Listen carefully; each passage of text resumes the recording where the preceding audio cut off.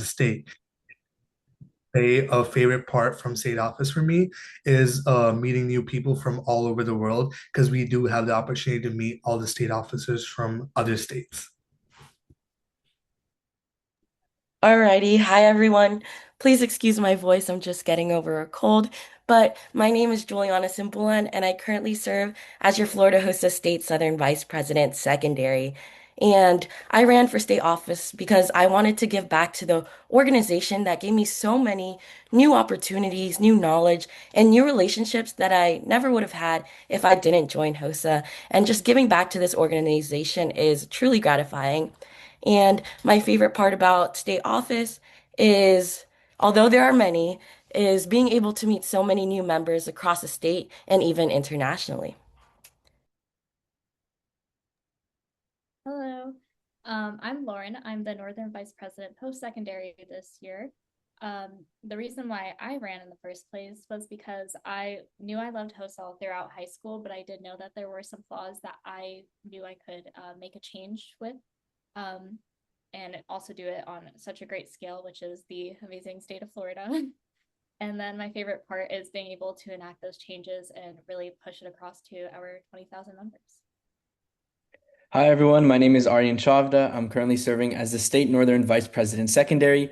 One of the reasons I wanted to become a state officer was because I wanted to be part of a team that really helped connect all these like-minded and passionate students from across the state, from different regions and schools to kind of come together for all these events and experiences.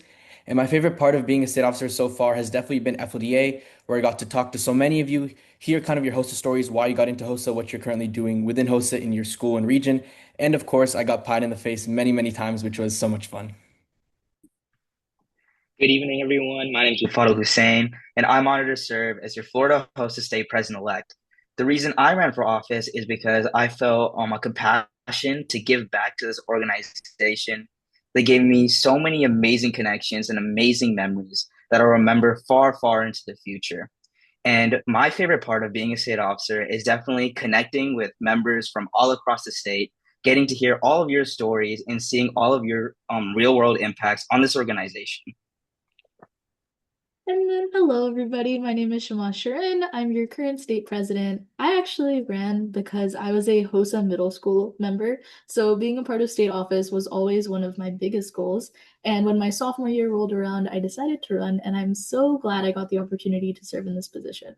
My favorite thing about my position is truly, again, like the others said, getting to meet new people at our conferences and forming those new connections, as well as kind of getting to work more with the inner workings of Florida HOSA and seeing how everything works behind the scenes and getting to help out is also something that I find really cool. All right, so to start us off, I'm going to show you guys how to find the application once it's released on the website.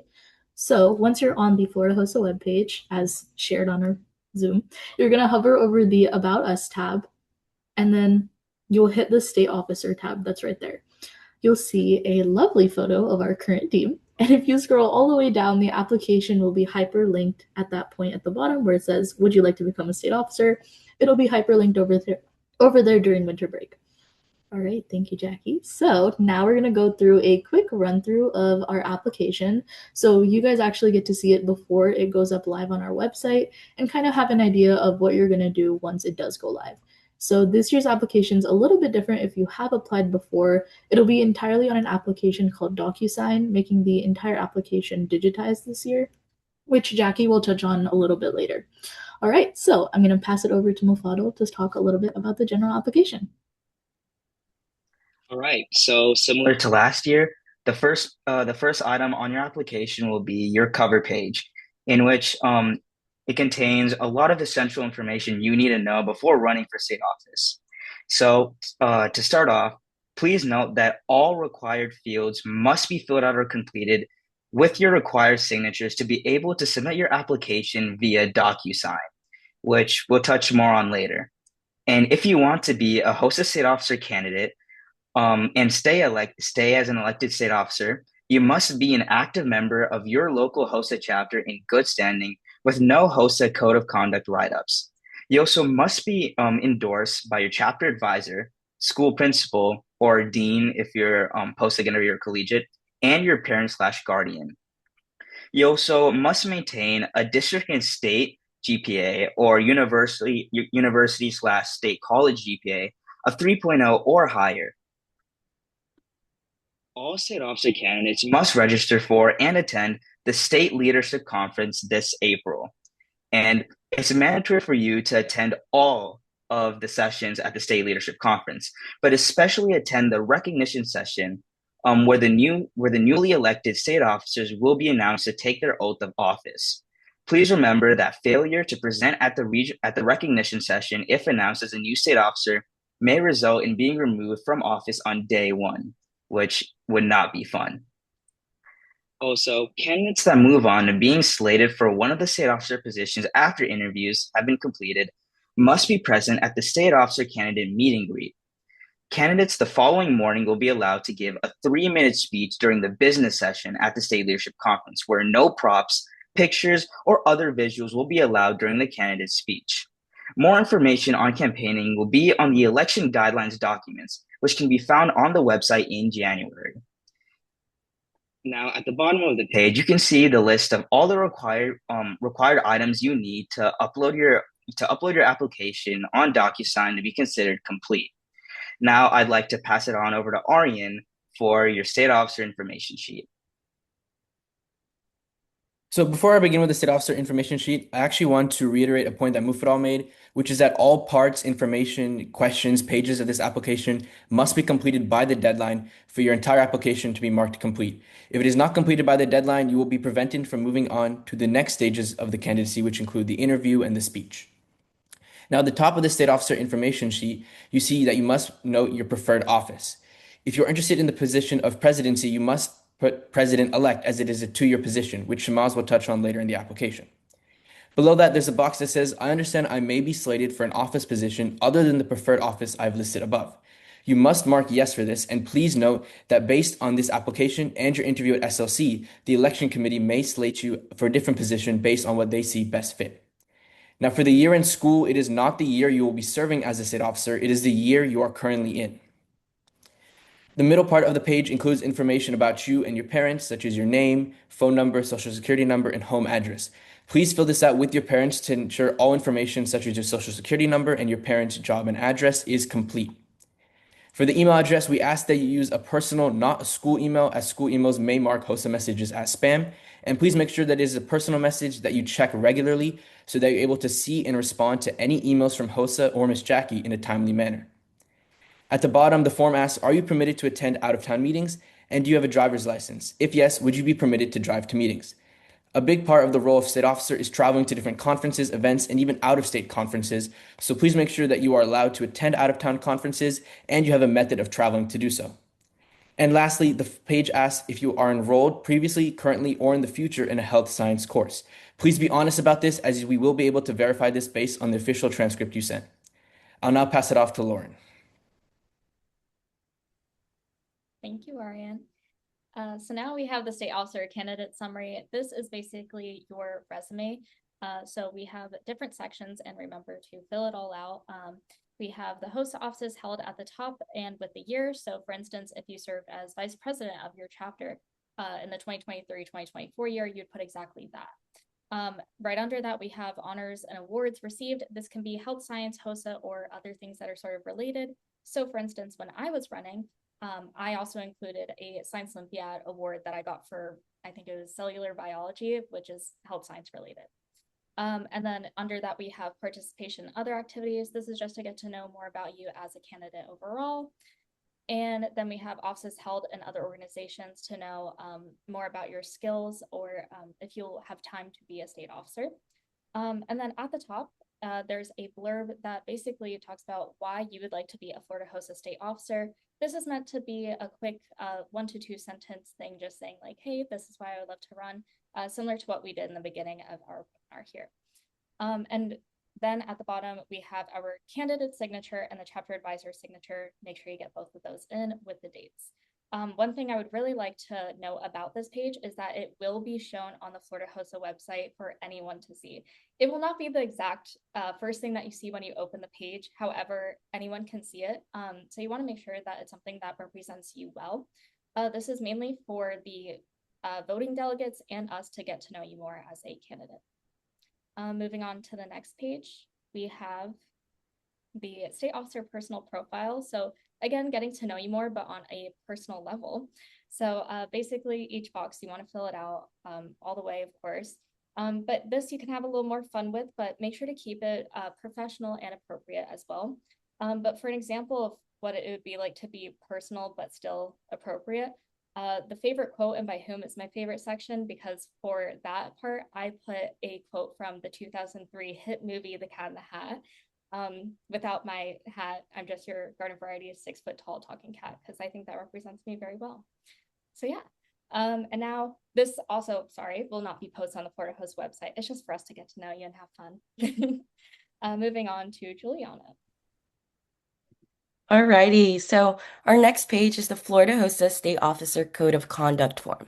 As state officers, we represent Florida HOSA internationally at conferences like the International Leadership Conference and the Washington Leadership Academy. Currently, Florida HOSA has 20,000 active members and advisors, and I'm proud to say it, we are one of the largest chartered associations in the world. So that means there are lots and lots of eyes on our state office. The team is held to high standards, which is why we take this code of conduct very seriously. Candidates must have zero infractions, and we must sign this document before every single conference and meeting we have.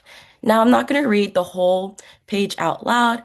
Although they are all very important, I'm going to pick out a few that are key in your decision to run for state office. So, number one, your behavior at all times should be such that it reflects credit to you, your school or college, your state, and HOSA. Number three, state officers will attend all assigned HOSA meetings, conferences, and functions.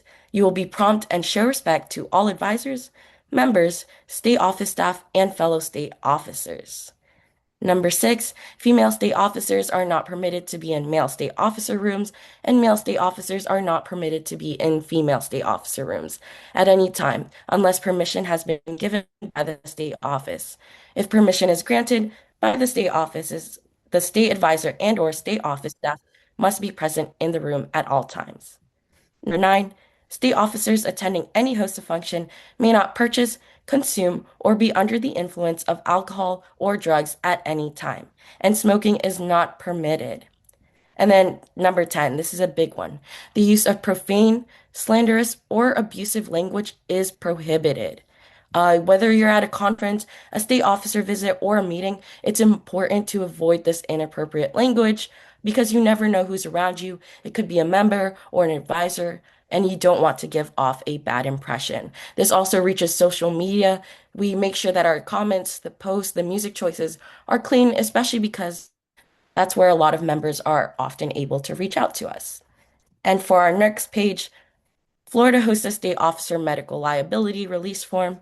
Due to legal restrictions, it is necessary that all Florida HOSA state officers complete this form as a prerequisite to attend any Florida HOSA state event.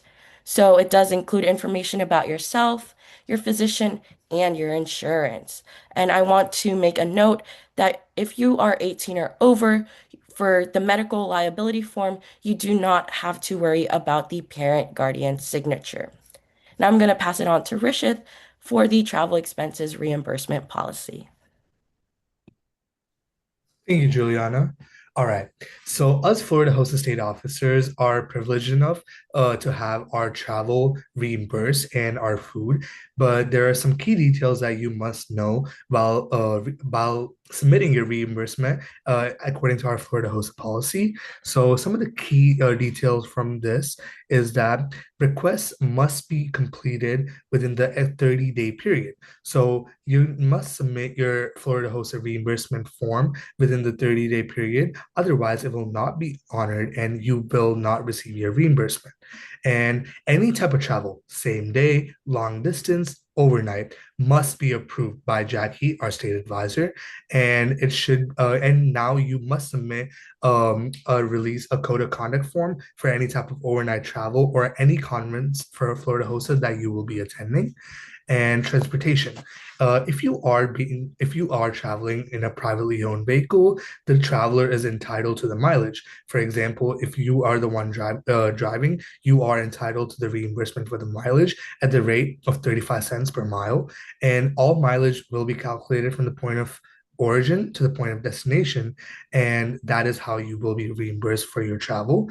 And if you are by any chance using any type of ride services, bus, trains, in order to get to your hosted destination, then you will be reimbursed when whatever is less, either the mileage or the cost of the actual bus, train, or the ride service. Whichever is the lower cost, that is what will be reimbursed to you. And it is also important that you know when you are traveling out of state in a flight, let it be for the Washington Leadership Academy, ILC, or any other conferences, you will be reimbursed for only one luggage. So if you are elected, make sure you guys pack short and one luggage bag. And now, moving on to the meal reimbursement, meals are only reimbursed for overnight travel, and these timings must be obeyed, as you will only be reimbursed for breakfast, lunch, dinner if the travel is beginning or ending in these described timings. And it is essential that you guys understand that there is no meal allowance for the same day travel.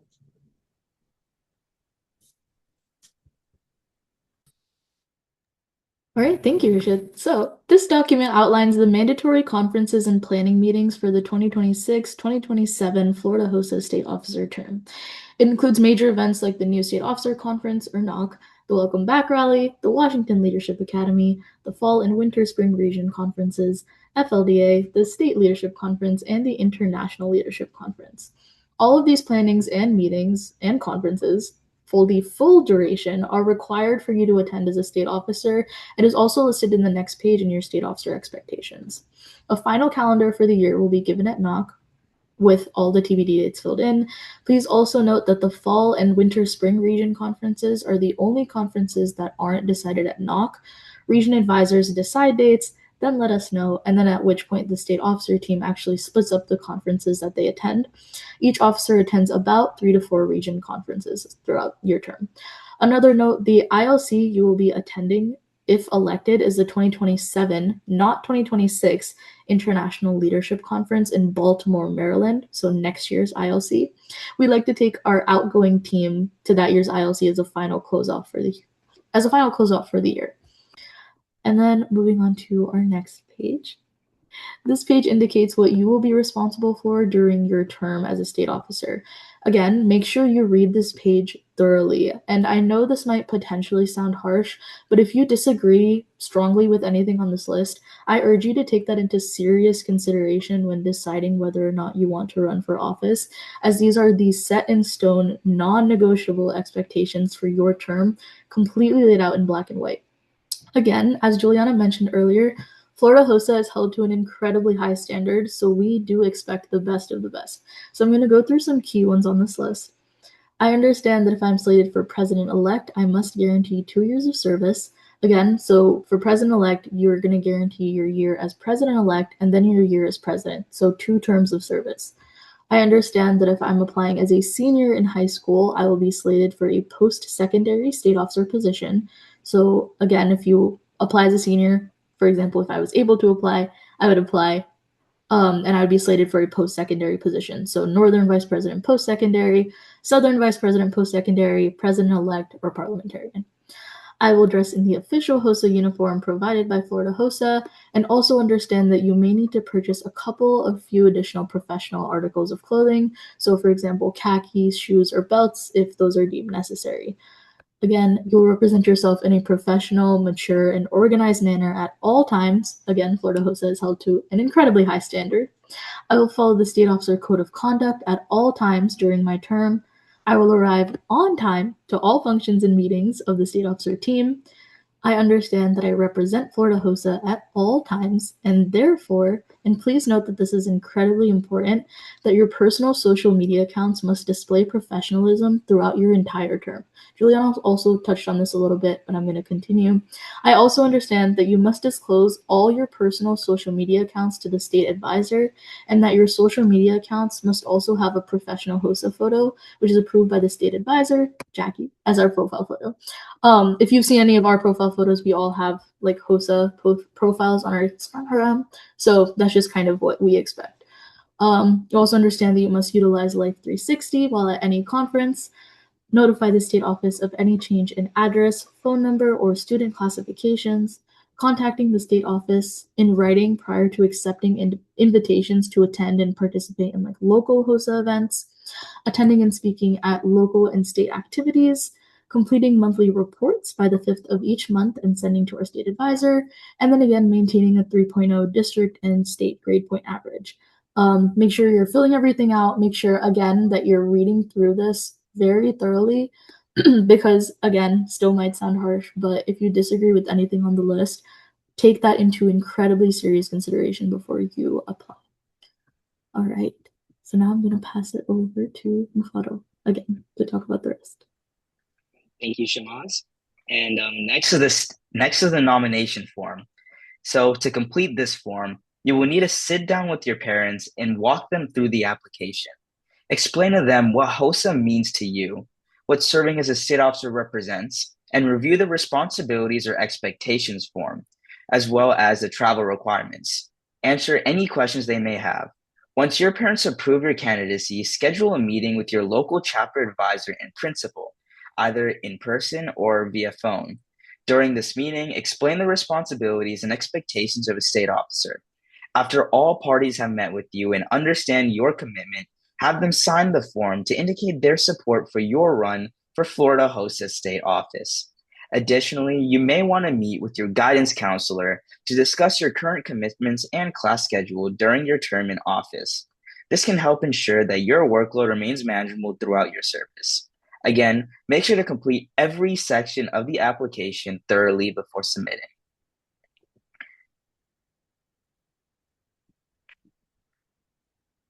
And now to move on, for the state officer permission form, make sure to reiterate again that you walk through the entire application with your parents and make sure that they are well informed of the commitments you're going to have next year and what they will have to do to make sure that your term remains effective and efficient.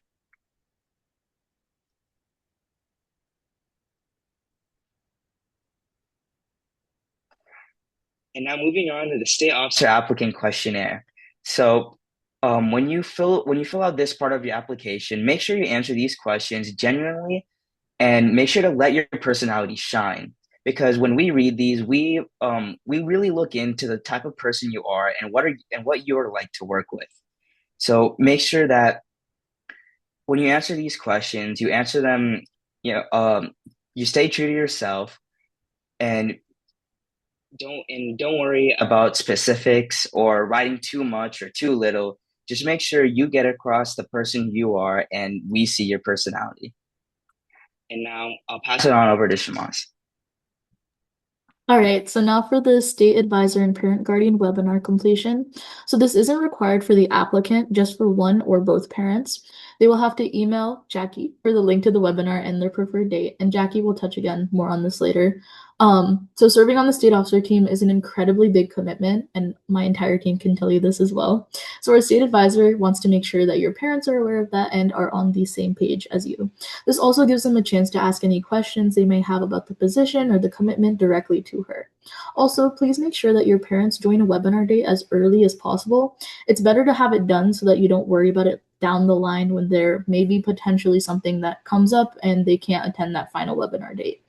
The Zoom dates for this year are Thursday, January 15th from 6 p.m. to 6:30 p.m., Tuesday, January 27th, 2026 from 6:30 to 7 p.m., and Wednesday, February 4th, 2026 from 6 p.m. to 6:30 p.m. Please note that the third webinar date is after the due date of the application. Just list the time and date of the webinar that your parent or guardian will be present on, and Jackie will approve it once the webinar is finalized.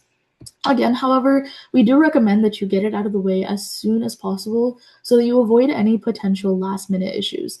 Even if you're not sure about running, just have your parents join a webinar just in case. You don't want to be in a position where you decide you want to run, but then your parent isn't able to join a webinar because it's past one of the dates. Now, parts 14 and 15 are not on this document, but still need to be included in your application.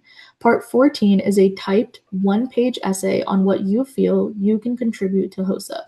Let your personality shine and be genuine. Remember, this application is our first impression of you and who you could be as a state officer. You'll be able to upload that directly into DocuSign. Part 15 is your official transcript from your school. Please note that each school is different and may have different policies, so make sure that you give your school enough time to be able to respond to a transcript request. Personally, from my school, it takes about 2 to 3 weeks for a transcript request to actually be processed, especially longer during final season and this time of year. So I recommend that you guys ask for it as soon as possible to avoid kind of any strenuous delay with that portion of the application process. Also, these official transcripts can be mailed separately by your school, and if they can provide it to you personally, make sure that you're the one uploading it into the application if they let you. All right, so that was a run through of our application. So I'm going to leave you some final reminders about it before I turn it back over to Jackie to talk a little bit more about DocuSign and the webinars. So this is an incredibly hefty application and has a lot of parts. Make sure that you start early and get your signatures early. Do not wait until the last minute to complete any parts of this application. It's a measure of responsibility if we also see that your application is in early. Triple, quadruple check that everything is done and signed. DocuSign will alert you if something isn't complete, so just make sure you check over it all the way just in case. Also, pay heed to any spelling errors. Have someone look over your application. For example, I had my parents look over my application before I submitted it so that you don't miss anything.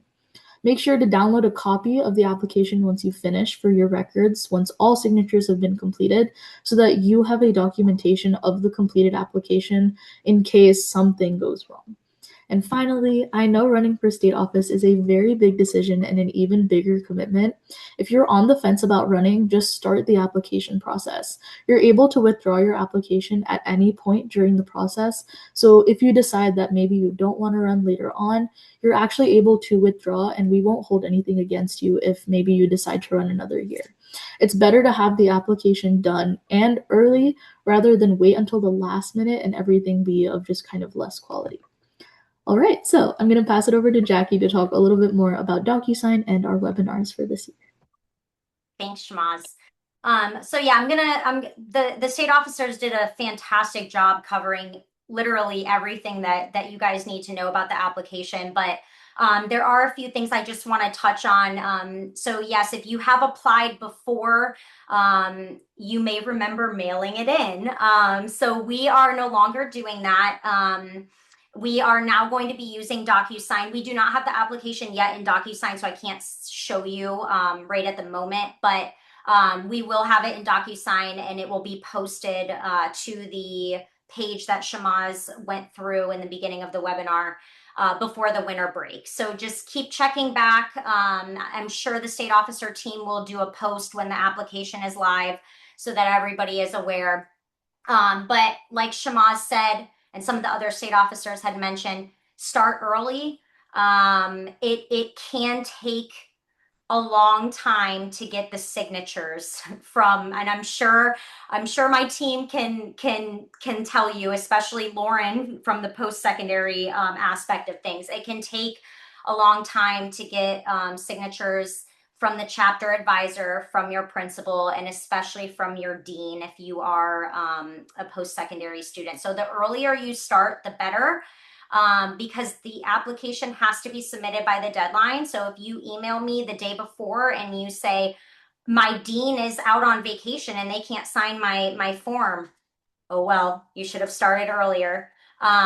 Because again, take that into consideration of what that looks like to me as professionalism and getting things done on time early is really important. Meeting deadlines is extremely important when you're a state officer. So think about that ahead of time and start the application early. There's no reason, why you can't start it and work on it during the Christmas break. And then you won't be stressed out come January when you have to submit it.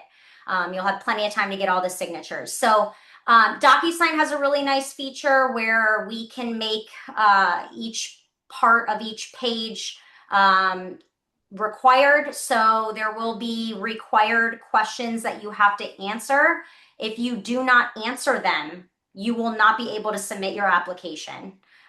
So please just know that. So if you go to submit it and it's not submitting, it's because you haven't filled in, and it will give you a notification. It will tell you, what you're missing.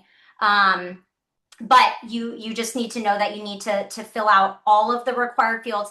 There's nothing on here that isn't important for us to know. That's why we're asking you. So there's no questions on here that we don't want the answer to. That's why they're all required. So just note that. And then we will have a part at the end of DocuSign where you will have to, it'll be a requirement. You'll have to upload your one-page typed essay. So you will not be able to submit your application without that uploaded one-page essay. So hopefully it will make things just easier on you all, on us, nothing getting lost in the mail, those types of things. And like the state officer team mentioned, your official transcripts, each school is different. There will be an option in DocuSign if your school does give you transcripts. Note that most don't. But if your school does, at least most of the high school schools do not. The post-secondary is a little bit different, but and again, just make sure you understand that if you are currently in high school, but you are dual enrolling, you need to submit your high school transcript. So whatever you're in, if you're in high school, you submit your high school transcripts. Again, it doesn't matter if you're taking college classes. You need to submit your high school transcripts. If you're in college, then you need to submit your college transcripts. I don't care about your high school transcripts at that point, okay? So whatever you're in is what you're submitting. And just know, like I said, and Shamaz had mentioned, you can have the school mail those in directly to us. So you will need the address to our state office, which is online, so that the school can mail those directly to us. If they give it to you, you can upload it. Like I said, we'll have a feature in DocuSign where you can just upload the official transcript. Please make sure that it's an official transcript, which means it says official transcript on the transcript. And a lot of times there's a seal. If that seal is missing, it's not official. And then that part of your application is incomplete. So please make sure it's an official transcript. I don't want a screenshot of your grades that you pulled up online yourselves. Like, that's not an official transcript. I need the sealed transcript from your school. If you're in post-secondary and you have questions about that, go ahead and email me.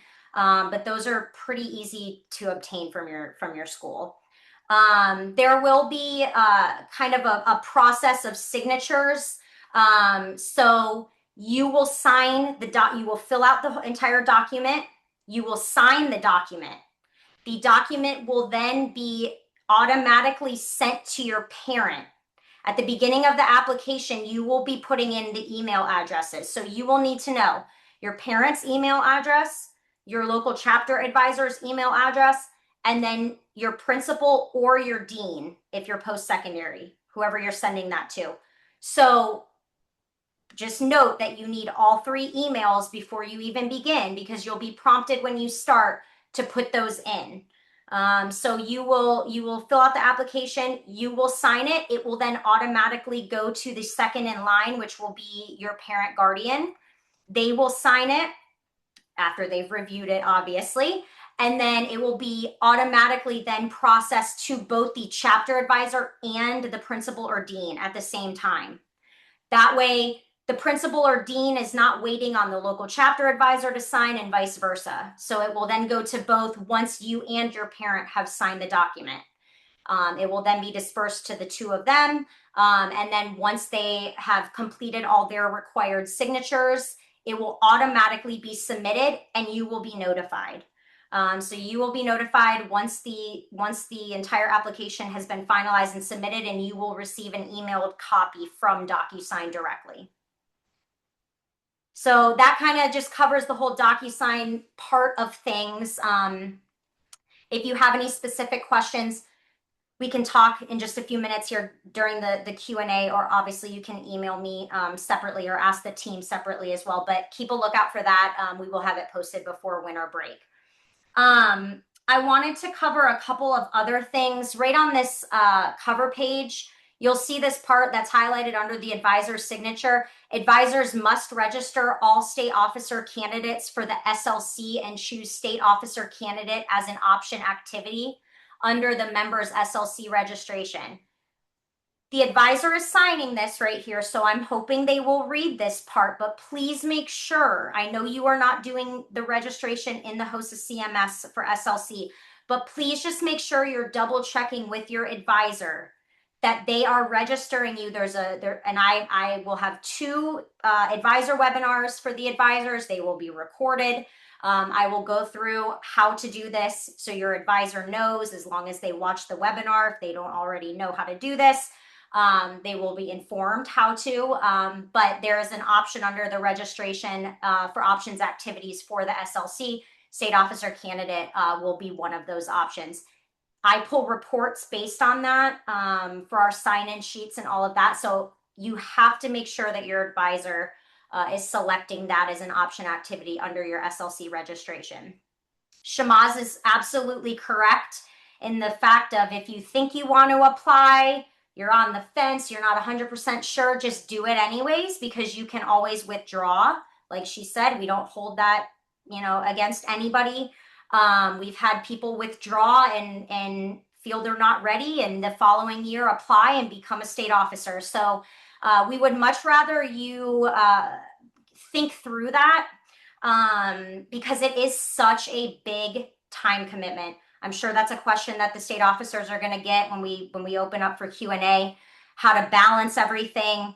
It is a huge time commitment. We have 3 returning state officers that can absolutely talk to what it's like to do a 2-year term, and how much time it does take. But obviously they love it enough to have come back. So it's a great experience, and you are going to get out of it what you put in. We always say that for everything. We just mentioned that at FLDA, but it's true. But it is a huge time commitment. We require a lot from you. I'm not going to sugarcoat that at all. If you feel like you can't handle it, please don't apply. We don't want anybody on the team that can't handle what this duty and responsibility requires, because it is a lot. But it is fulfilling. I'm sure the state officers can tell you about that. And such a great experience. And I can speak from, the state advisor standpoint of, I don't even recognize Shamaz, Rishith, and Lauren from, a year and a half ago when they first started. They're just completely different people.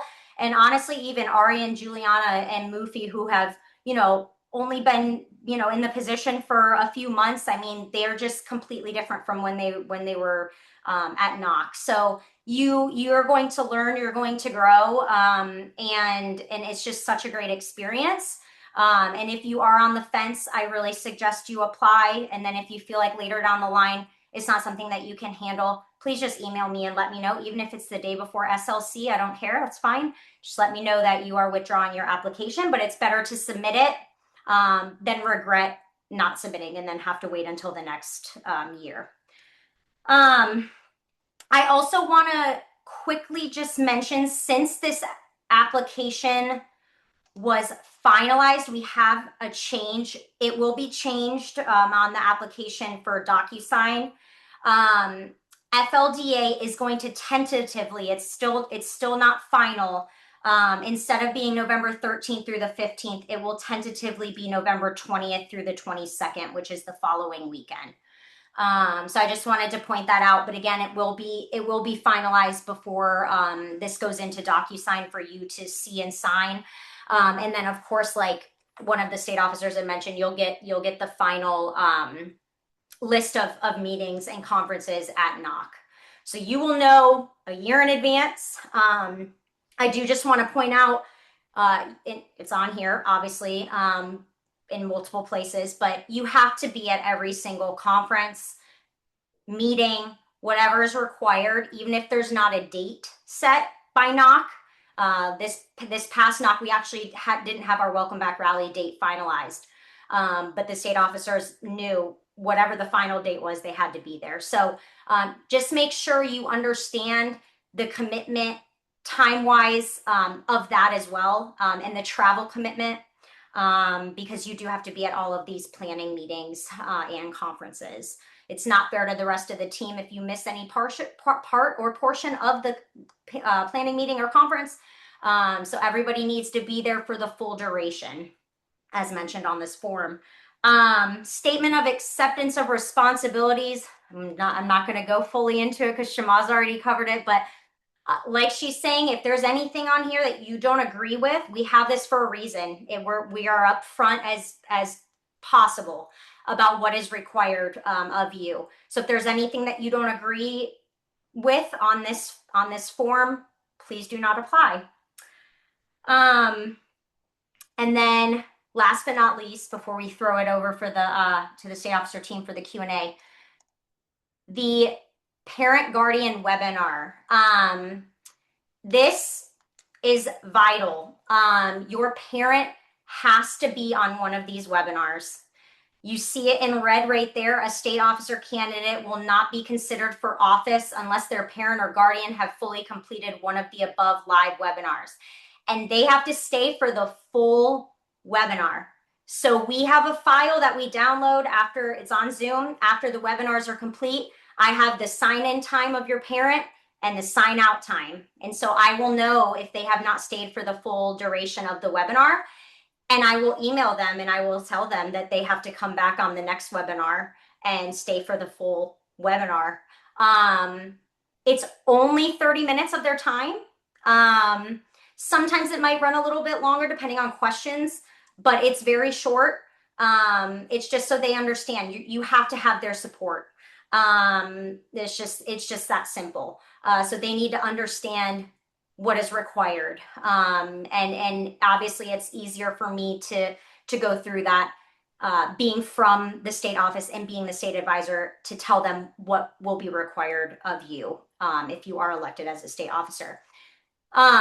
Like Shamaz had mentioned, the earlier the better.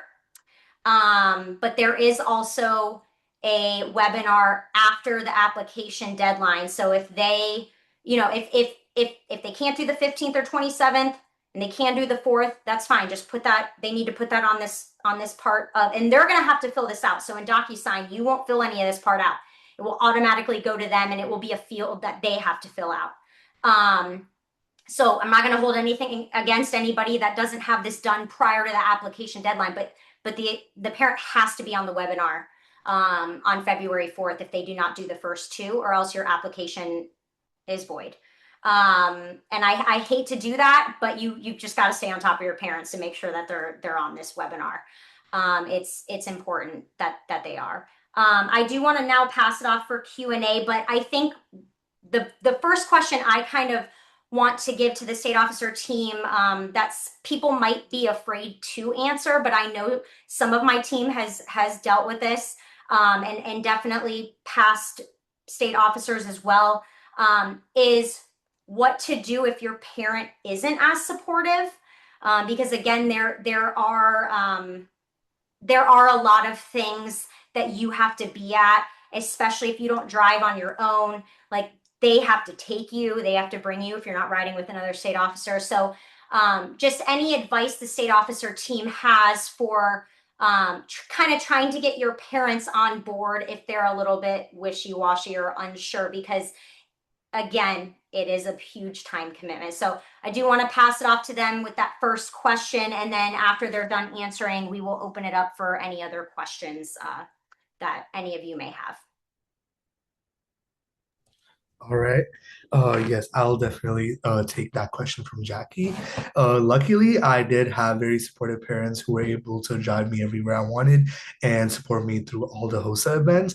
But some advice I will give for people who are struggling with the responsibilities their parents are not willing to take over is to definitely first communicate with your team and with the state advisor. And it could be something as simple as your parents are not able to drive you to the events, and there will be someone in the team.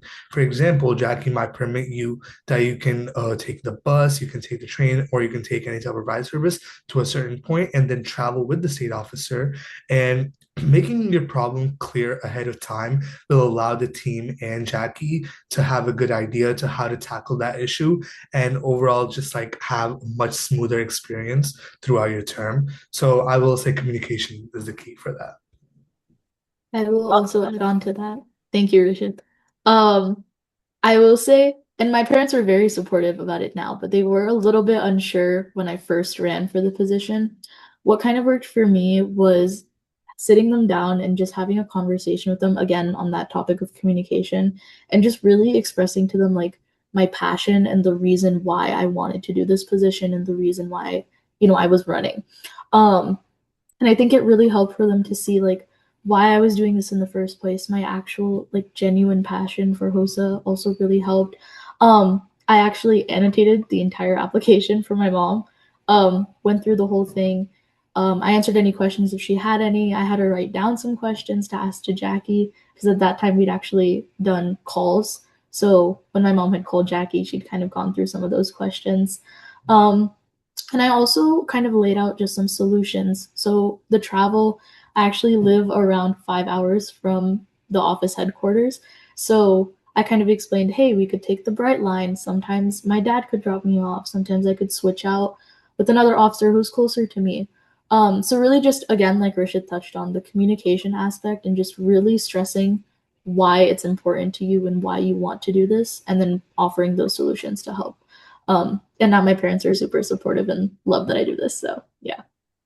One thing I want to add, I also had very supportive parents, but even after you get the position, it's important to keep up that communication with your parents. I think one of the things that they may be worried about is how you'll be able to handle those host responsibilities with your parents' busy schedule and your busy schedule with school, work, other family responsibilities. So, don't spring on your parents, hey, I need you to drive me 4 hours tomorrow. Let them know well in advance so they can adjust your schedule and adjust their schedule. So one thing I actually did is once I got elected the following week, I actually sent my parents the schedule of all the events and conferences we have throughout the year, just so they can adjust their schedule and let me know if there's going to be any conflicts that maybe I need someone else to take me or I need my brother to take me instead. That's a very good point, Arian. So yeah, making sure that as soon as you get the information from us, you're providing it to your parent. Even if you're going to be driving yourself to and from the meetings, doesn't matter. Making sure I will go over, that with them in the webinar, but making sure that they understand what's required as early as possible. All right. So if anybody has any questions, feel free to either unmute or type in the chat, and we'll do our best to respond.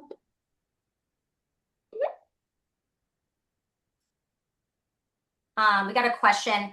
Hey guys, for the emails, is it the advisor and principal's personal or school district email? That's a good question. It's going to be whatever doesn't go to spam, or sometimes it's blocked. So if they're comfortable giving their personal email, they might not be, your principal might not be. So if they're comfortable giving their personal email, I would take that. If they're not comfortable, it will have to be their school or district email.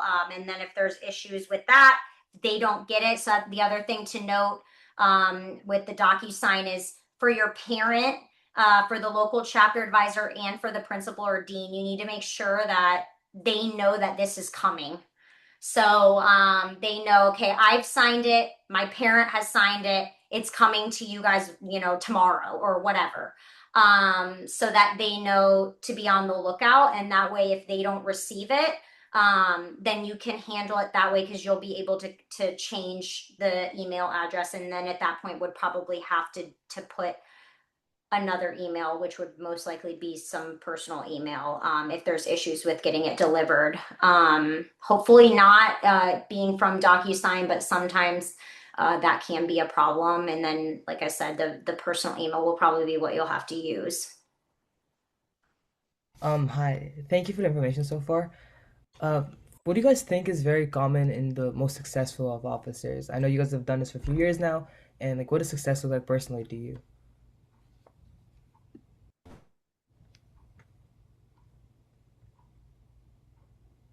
All right, I got this one.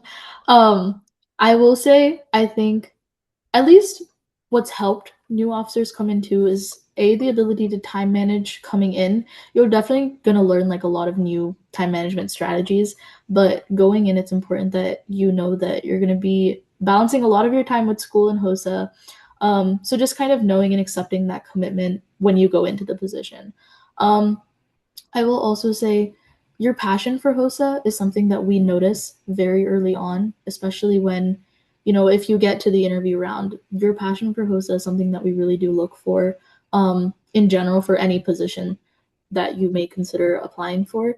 So I think if my biggest advice to any of you would be just definitely show us why you want to do this and why you want to be here.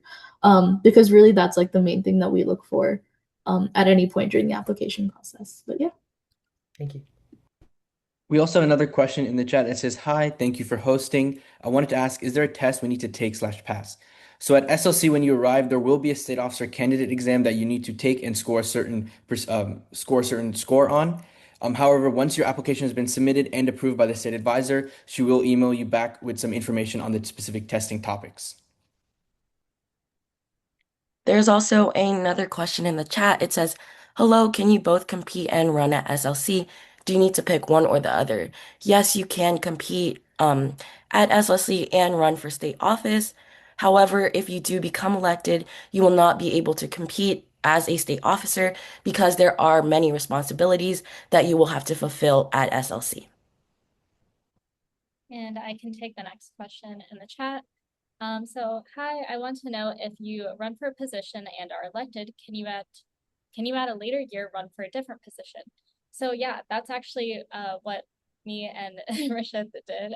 We reran after finishing our first term, and last year I was Southern Vice President Secondary, and this year I'm Northern Vice President Post-Secondary. So you absolutely can. Also, I want to add on to that really quick.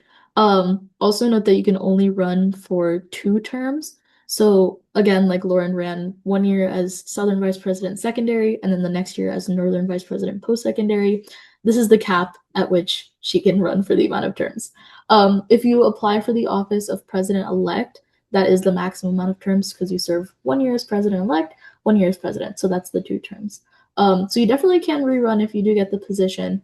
But just note that it's the 2 terms that you can apply for.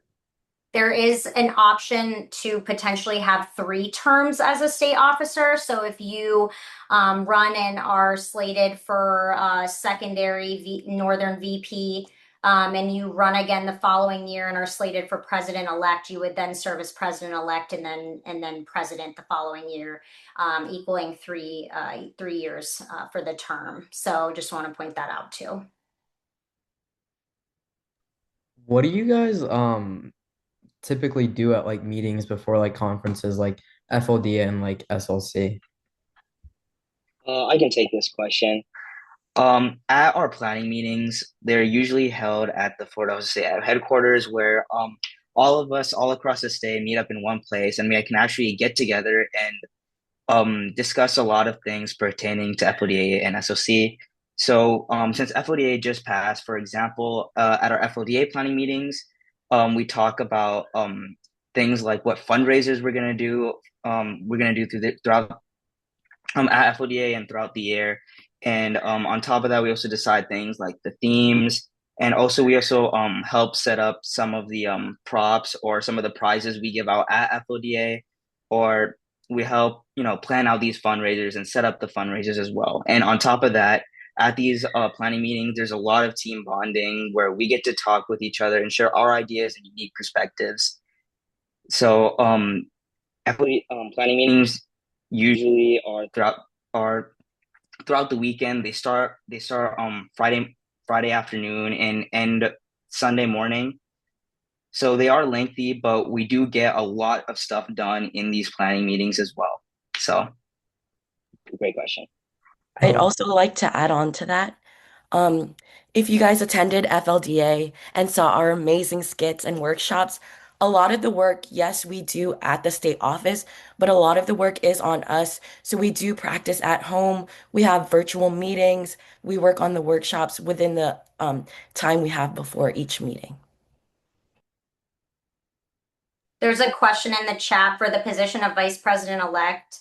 Well, there is no vice president-elect, just FYI. Would I put Northern or Southern? I'm in Heartland. So Heartland is Northern. If you don't know whether you're Northern or Southern, you need to either ask your local chapter advisor or you need to read our bylaws. And I suggest reading the bylaws because you'll need to know that for the test. For the question regarding if there's any campaigning needed for any of the positions, there's no specific campaigning needed, but so-called campaigning will be done within the meet and greet. If you make it past the test and the interview, there will be a meet and greet where you'll get a chance to introduce yourself to the voting delegates. And the next morning at the business session, you will give a speech. So those are basically your two opportunities to campaign yourself and actually present yourself to the voting delegates.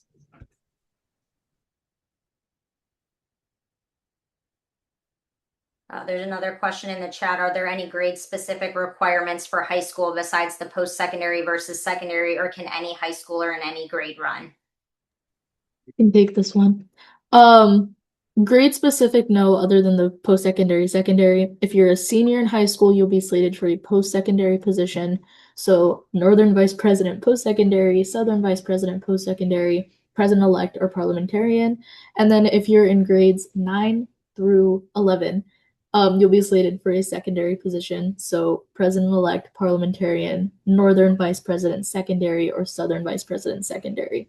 And then again, if you're in college, you'll be slated for a post-secondary position. So yes, any high schooler in any grade can run. Actually, me and Mufaddal actually ran as sophomores. And then everyone else also, I believe, Juliana and Arian ran as juniors. And then Rishit ran as a junior and a senior, and Lauren ran as a senior and a college freshman. So yes, you can run at any point in high school. And then if anybody wants to take this, there's a question in the chat. Where is the Florida HOSA headquarters located? Read the website. It's a secret location. No, I'm just kidding. It's not. We're located in High Springs, or sorry, No. FLDA. We're located in Alachua. That's where our headquarters are. So it's an easy 15-minute drive for me up in Gainesville. So if you were planning on becoming a Gator, perfect opportunity. However, this may change within the next year. So if Jackie wants to elaborate. No need to elaborate on that. We'll keep you posted. But for now, it's in Alachua, and as of the application process, it will be in Alachua for now. But all of that information can be found on our website. Again, something you will need to know and look over for your test. All right, there's another question if anyone on my team wants to take it. I can- Hello. Oh, go ahead. Sorry. The question is, Yeah. hello, what do you think the biggest mistake candidates make while applying or even interviewing? So I don't think there's a single mistake that we can definitely say that, candidates are making. However, you just want to make sure you're remaining truthful and authentic during the application and the interview. The election committee really wants to get a good feel of how you are as an officer. And especially for the meet and greet and the speech, the voting delegates are there to see who you are and then vote on who they think is best to represent them and their region. So just make sure throughout the process you are truly remaining authentic and truthful as to who you are, what you want to do, and what skills you think you can add as a state officer. Great. Okay, and then this might be a Jackie question, but Yeah, I can take this one. Okay. Yeah. Hello, as someone with parents who don't speak the English language, is it possible for myself or an adult to be present for the parent webinar in order to translate? Yes, that's perfectly fine. We did that last year. If you want to be on it, you're just going to get more of the same information. There's nothing that, you won't know that I'm going to talk to your parents about. So you can most definitely be on there and translate. That's not a problem at all. And then the last question, are there any new study materials for the state officer exam this year? I can take this question. To keep the process completely fair, we don't share any specific information about the test, or any part of the state officer exam. However, once you do turn in your application and it hopefully gets accepted, our state advisor will be sending you guys an email with just kind of information about, the test and just some general stuff about what to study. But yeah. And it will be broad and vague. So like, it's not going to say specific parts of the bylaws. You need to know all of the bylaws. It's not going to say specific parts of the policies and procedures. You need to know all of the policies and procedures. That's just part of running for state office, and you need to know all parts of the website, things like that. But I will provide you more information as the time gets closer, after applications are submitted and the deadline has passed. But they will be vague, and that information that I provide is the information. So if you email me back and say what parts of the bylaws, I'm going to say you have to study all the bylaws. So just know that. And it looks like there's no other questions in the chat, but if anybody has questions, feel free to speak up. I have a question. So, if you are a senior running for a state office position and you basically you know that you are a state officer before you know what college you're going to, do you have to go to a college with a chapter, a HOSA chapter? And if that school doesn't have a HOSA chapter, is it possible any possible way to start one at the school once you start attending the school? Do you guys want me to take that one? Yes, please, Jack. Okay, so that is actually a question you and this is public knowledge, I'm saying it now. That will be a question you will be asked in your interview if you make it to that point. Are you attending an in-state college? So if you say no, I mean, you're not going to be, I mean, you have to be in state to serve as a state officer. But it will, if you can't guarantee the 2 years, that's also another question. If you can't guarantee the 2 years, so if you don't know necessarily where you're going to school, pretty much 99% of the time, you're finding out, and SLC is a week later this year. So most of you will all already know what schools you've gotten into. It's just a matter of where you've decided to go. But you will most likely know that before you even get to the test. Like I said, it's very rare that you don't know at least where you're going to go or want to go. But those are 2 questions that we asked during the interview. In terms of a HOSA chapter at the school. So let's just say Lauren, started, which she did, her first term, she started at UF. They do have a HOSA chapter, but let's say they didn't, and she wanted to start one there. She most definitely could. And it's not a problem if she were to have attended a college that didn't have a HOSA chapter, but most of our major universities in Florida have a HOSA chapter. So that's usually not a problem. Some of like the smaller community colleges or some, maybe like 1 or 2 of the universities don't officially have a chapter this year. And so you can definitely start a HOSA chapter there. There's a question I want to answer in chat. What has been the most challenging part of serving as a state officer, and how did you manage it? And I feel like this has been reiterated enough, but definitely the hardest part about being a state officer, as much fun it is balancing it with your other commitments, especially school. I'm part of the IB program, and Shimaz is too, and so was Rishith when he was in high school. And balancing it with your duties as a state officer is definitely very challenging. Just attending all these conferences across the state, going to these meetings, connecting with members, it's an amazing experience, but also requires me to miss a lot of school.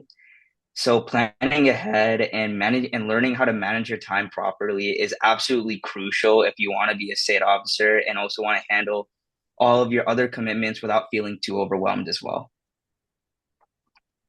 Also, just to add on a little perfect answer, I will say what I did. So just like a little tip for you guys. I actually sat down with my counselor, my IB coordinator, and my assistant principal, and I just kind of explained to them what I would be doing, why I would be missing school. I actually gave them my conference table like at the beginning of the school year, just so they know that there's a reason why like I'm not at school. And we all kind of work together to help come up with a study plan so that I would still, be able to balance school and HOSA and all the other things. So definitely, again, take that into consideration when you apply. It's a very grueling position, but at the end of the day, it's so worth it. And our 2 year people can tell you that, our current people can tell you that. There's just so much reward that comes out of being a state officer. So definitely, I think you miss 100% of the opportunities you don't take. So I really, really do recommend applying if you guys know that you can serve that commitment. Um, all right. Does anybody else Lauren, have do any? you want to mention just anything about college and or Rishith handling college, especially Lauren, because you've done both of your terms in college, and then Rishith, 1 year in high school and 1 year in college, so you guys can both kind of give that perspective. Yeah, so for anyone that's applying as a senior or someone who's already a post-secondary member that would like to serve as a post-secondary officer, one thing that has really been important for me is figuring out, going through all of my syllabi at the very beginning of the semester, putting together all of the emails, like literally as soon as the classes are finalized, and making sure that they know and coming up with plans of how I'm going to make up an exam.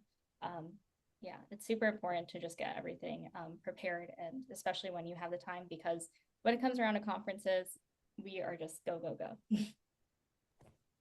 I will say my experience is a little different because I did both high school and college.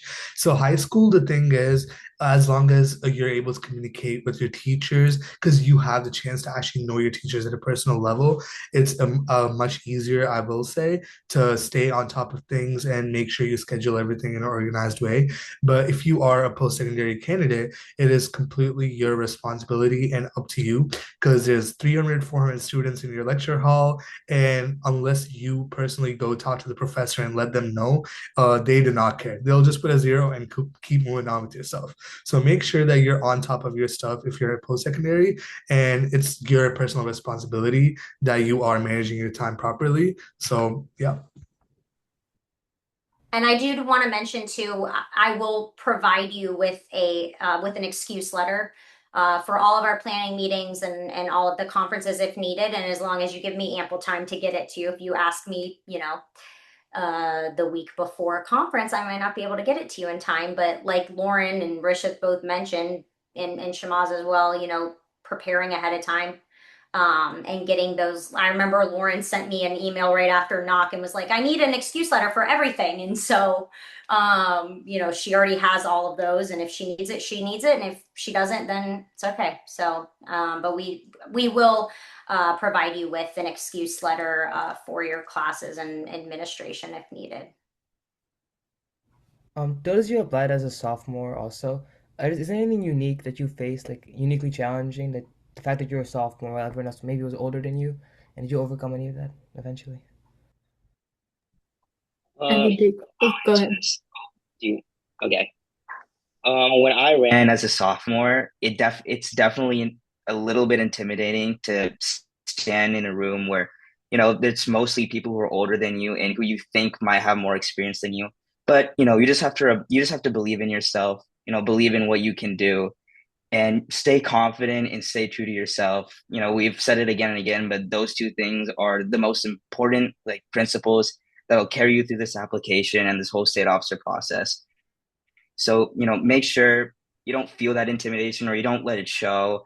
And when you step on stage or even when you're going around socializing, networking, you still remain confident and you stay true to yourself. And if you just do those two things, then you shouldn't have a problem.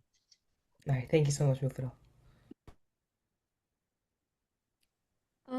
So you guys earlier talked about how like after you're elected, if you are elected, and you become a state officer, you can't compete at SLC, but can you still compete internationally? I Um, got this. Go ahead, Richard. yeah. So no, when you become a state officer, you are not allowed to compete at any level, regional, state, or internationally, and that includes any type of recognition events that ILC provides, because your responsibility will solely be managing the state responsibilities and organizing everything else. So no, you cannot compete. But Okay, I do just want to mention that I can give an example of Aryan actually. Once if you are elected, you're not attending. So if you're elected at the 2026 SLC, you're not attending the 2026 ILC as a state officer. This current team on the webinar is.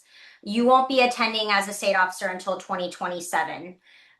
So like Aryan, he actually competed in occupational therapy at ILC.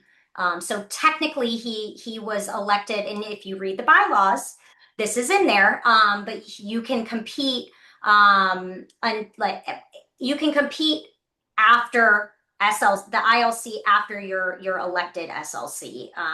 Because even though technically you're still a state officer, your term hasn't officially started technically until like knock and then the following school year. So you're still able to compete and Aryan placed first.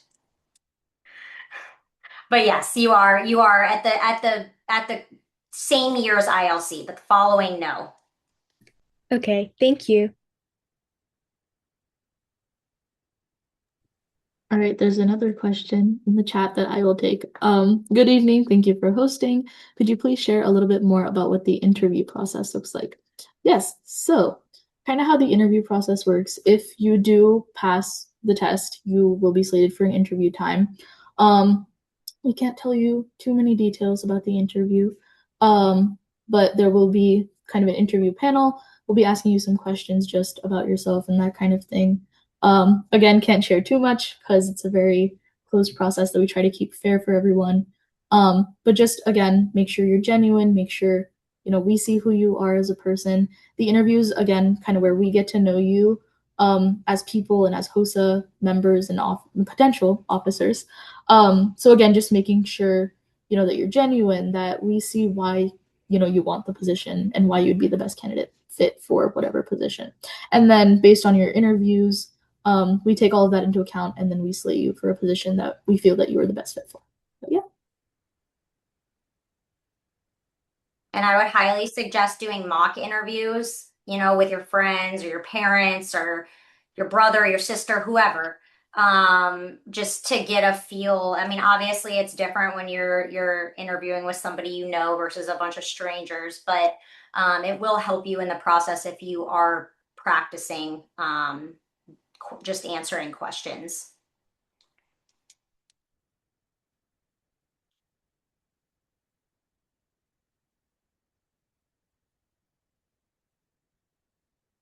Do we have any other questions?